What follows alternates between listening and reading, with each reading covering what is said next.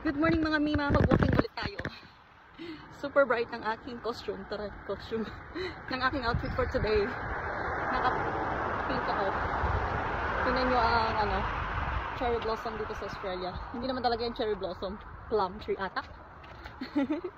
Para lang siyang cherry blossoms. Kasama ko si Jessie. Yan, kaming dalawa lang dahil ang daddy niya ay nagpa-service ng car at si Angel naman ay tulog pa. Kaya ako lang. At si Jessie. Siyempre naka-prom si Jessie kasi gusto ko mag-walking mga 5 kilometers. Kahit man lang 5 kilometers. Sino ba namang hindi gaganahan mag-walking dito? O tingnan nyo naman. Itong mga view na to ang nakikita natin sa daanan. Medyo cloudy today, hindi mainit, pero hindi naman maulan. Yan si Jessie, pipitasin niya yan. Yan ay parang ano siya, weeds siya. Na namumulaklak. Diba ang cute? Ano yan mga miha? Hindi yan talaga bulaklak na tanim. Weeds lang yan. Okay. Ayan ang battle brush. Sino ba namang hindi gaganahan dito mag-walking, no? Kung ganito kaganda yung makikita mong mga view. Lalo na pag spring talaga mga mi, namumulaklak ang mga halaman, pati mga weeds namumulaklak, ang sarap tingnan.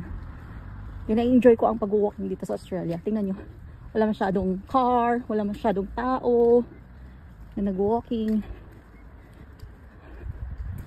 Bihira lang. Kaya ginaganahan ako sa akin pag-walking everyday.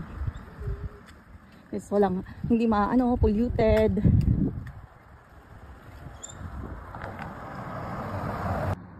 Mga mi, alam nyo ba, 3 years mahigit na ako dito sa Australia. Pero nai-inlove pa rin ako sa view. Sa lugar na to. Kahit araw-araw ko naman siyang nilalakad. Nai-inlove pa rin ako sa lugar na to. Kasi nga, ang linis, diba? Ang linis, hindi siya polluted. Masarap talaga mag-walking. Nakakaganang mag-walking. Huwag lang mainit. Kasi pag mainit dito sa Australia, sobrang init naman talaga. Ang sakit sa balat. Pag spring, autumn at saka winter lang ang gusto ko. Ayoko ng summer. Yung sobrang init, yung nag-40 plus na. Ito yung mga trees na nagre-red nung nakaraang araw. Ngayon hindi na siya red. Yan. Ito yung mga trees na to, jacaranda. Kapag malapit na yung Pasko, nagpo-purple na yan siya. Nag-turn into purple na yan siya. Yung tawag kong purple trees. Tingnan niyo yung mga puno na yan mga mi. Nung last week wala siyang wala siyang mga dahon, yan may dahon na. Ang paborito kong place na nilalakad. Lahat naman kahit saan dito sa Australia. Gusto ko mag-walking kasi napakalinis.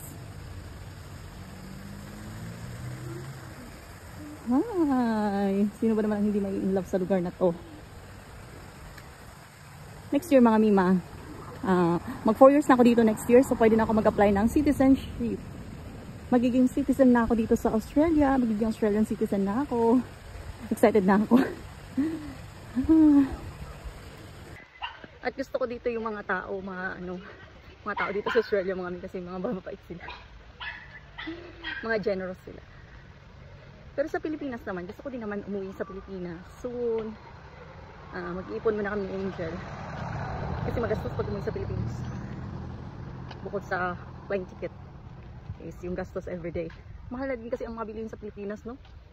Pero uwi kami dyan. Namimiss ko na din naman ang aking mahal na inang bayan. Charot. Of course, Pinoy pa rin naman ako. Pero gusto ko mga mi, dito ako tatanda sa lugar na to.